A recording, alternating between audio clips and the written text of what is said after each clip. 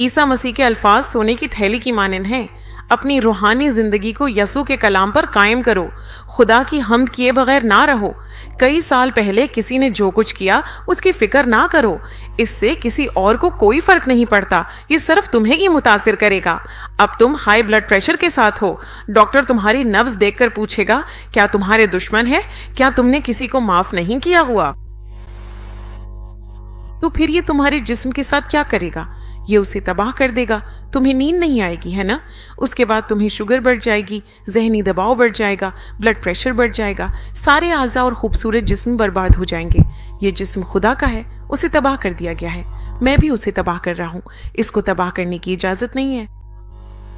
جسم کے قریب جا کر سب کچھ ہٹا دینا چاہیے، کیونکہ خدا کی روح میرے اندر بستی ہے، اس لیے چاہے میرے ساتھ برا کرنے والے لوگ بھی ہوں، میں انہیں مکمل طور پر معاف کر دیتا ہوں۔ کیا میں تم سے بڑی چیز کو بڑا نہیں سمجھوں گا؟ اگر میں نے مکمل طور پر بغاوت بھی کی ہو تو جنہوں نے بغاوت کی ہے ان کے لیے تم نے جو کچھ کیا یا دعا کی ویسی ہی خوبی ہمیں بھی حاصل کرنی چاہیے۔